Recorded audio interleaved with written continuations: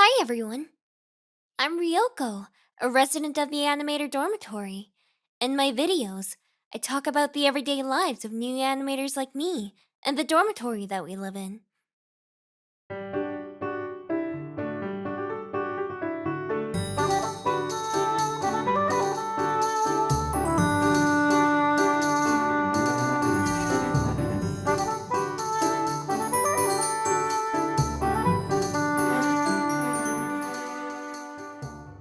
Today, I'll talk about my life in October of 2019, my 7th month of being an animator. I'll cover things that aren't well known, like how animators live and how much they make, so make sure you watch until the end. In October, I continued working at the studio I joined in September. I started to adjust to my new workplace. I appreciated being in a place where I could learn from my seniors, especially after working on my own as a freelancer. I learned a lot of new things during this month. Specifically, I practiced more with the CG software I started using last month, and my seniors taught me new ways to think about how I draw, and tricks to make characters move in more captivating ways. There were quite a few mental obstacles for me. It was hard to adjust my mindset and to be conscious of things I hadn't thought of, or even noticed before in my work. I also couldn't keep up with the changing fall weather, and came down with a fever and a cough. I remember it being a really stressful time, but it was fun to learn about new things I never would have figured out on my own. To give you an example, when I was using the CG software at work, I noticed that something I thought looked fine at the time was actually wrong. In addition to knowing how to use the software and make things move with CG, it also gave me new ways to look at my own drawings. As I said before, I learned a lot about animation from my seniors. One thing in particular that left an impression on me was a saying, "Animators are also actors." It's not enough to just be good at drawing. You need to be able to express each character's individuality and their movements, a character's gender, age, and personality, like if they're the quiet type or a ball of energy, will affect how they act and move around. In order to fully express the character through their actions, you need to be able to think about how they would move. My seniors taught me how important it is to capture those tiny details. Another thing I learned was to keep the flow of the entire episode in mind while I drew my scenes, instead of just the cut I was working on. To be honest, until then, I had focused on making my own cuts look as smooth and beautiful as I could. When I heard that, it was like my eyes were opened. I realized I needed to be able to think of layouts in their broader context and change my focus. Both of those lessons are about more than pure drawing ability. Before, I thought drawing skill was the most important thing and concentrated on improving as much as possible. Their advice left a big impression on me.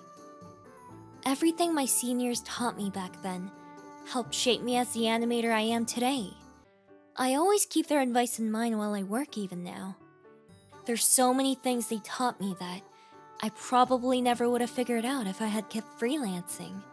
I'm so grateful for their guidance. Outside of work, I was interviewed by a YouTube channel about the Animator Dormitory.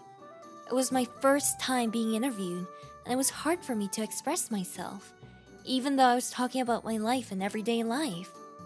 However, there's not many ways for outsiders to learn about animation work in studios, and the video got more people interested in animation in the Animator Dormitory, so I'm glad I did my best to talk about it. This is a little off topic, but once I started posting my own videos and was able to share my experience as an animator in my own words, I felt the same way again. Happy I shared my story. It hasn't been easy, but when I see all your encouraging words and thankful comments, it reminds me how important it is to speak out about your experiences. I'll do my best to share my story and tell you everything you want to know. My total pay for October was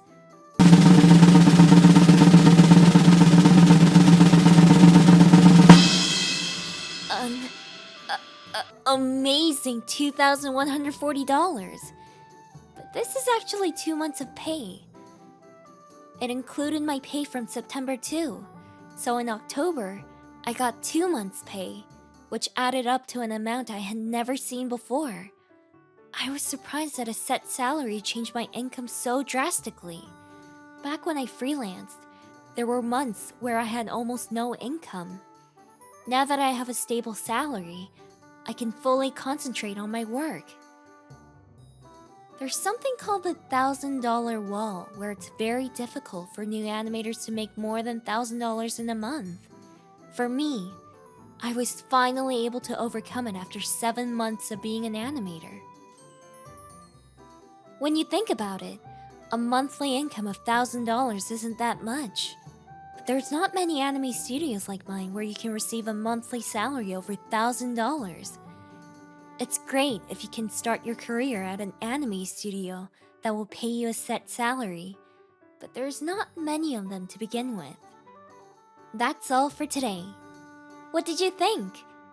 Next time, I'll talk about my life in November. Thank you so much for always watching and leaving comments on our videos. If you have any questions about being an animator or the Animator Dormitory, feel free to leave a comment below. Thank you so much for watching until the end. The Animator Dormitory runs almost entirely on your donations. Details about crowdfunding for the Animator Dormitory are in the link in the description below. Please take a look. As always, you can also support us just by watching our videos. Please check them out.